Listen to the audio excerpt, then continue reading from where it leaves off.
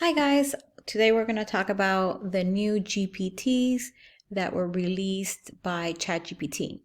So GPT stands for Generative Pre-trained Transformer.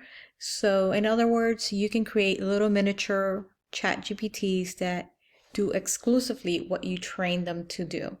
And it requires zero coding. So I put a couple of them together just to give you an idea of what a person can create. So I created a couple this morning and yesterday. So one of them is a lesson plan creator for educators, a curriculum planner for educators. I even designed a homework buddy that helps kids with their homework, and it allows you to take a picture of the homework assignment that you don't understand, and it explains it to you step by step by step. And then the one that I've been playing with that I haven't been able to get 100% working is the authenticity and originality checker. So my goal is that you can paste or upload a document from a student and ChatGPT cannot find its own bot generated content. That's how good ChatGPT's generative language components are. So let's put a quick one together. So I'm going to come here and it's going to ask me, hey, I'm going to help you. How can I help you? So I already had a preset prompt, which I pretty much said my prompt is me telling them what I want it to create. So as you can see, zero coding needed. All it is instructions. Hey, I want you to do this. I want you to be able to put this together for teachers, and I'm going to hit send. So I put together pretty much a paragraph of what I wanted my next GPT to be, and automatically it starts putting it together for you. And I'm going to scroll down here because it's telling me, thank you for sharing the details of the functions. Let's give this GPT a name, Exam Genius. So I'm going to say, I teach AI Exam Genius. I like the name that it gave it. I just wanted to make sure that I keep this in trend with what I named the other bots. So it's kind of like they're all going to be hopefully together when they comes out to the public. So I'm going to hit go, and automatically it's going to start generating its own image for me.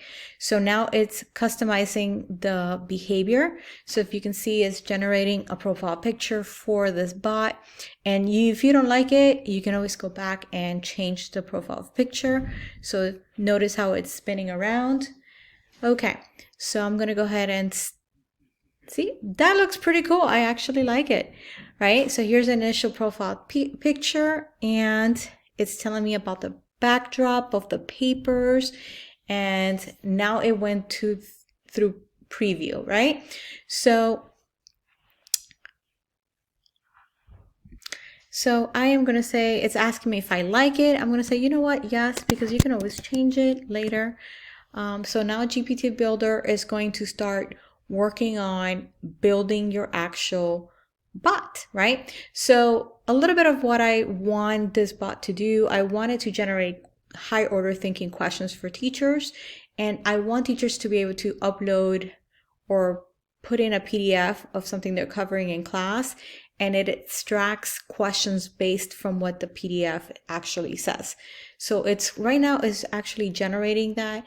And if you can see, notice how it gives me questions. So for example, this particular one is saying,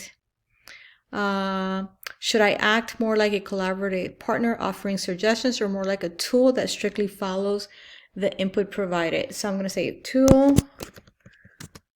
So after I wrote the word tool, it just started building and asking questions. And it finally says, okay, I like you to kind of like take it through the experience. So I'm going to come here to this side and I'm going to ask it for make me a test on cells for 8th grade science.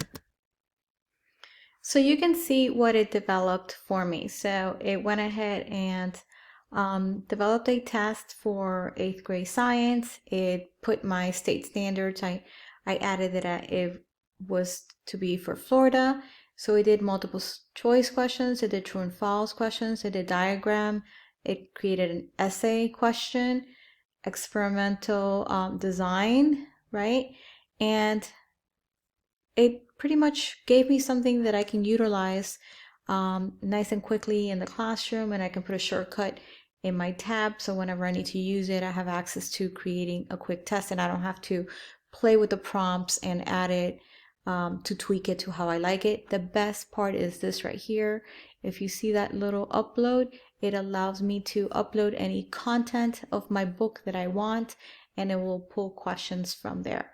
So hopefully you guys liked this quick tutorial on how to create your own generative pre-trained transformers, or GPTs, and can't wait to see all the neat things that are going to start popping up in the world of AI thanks to this code-free environment that we're able to now have access to.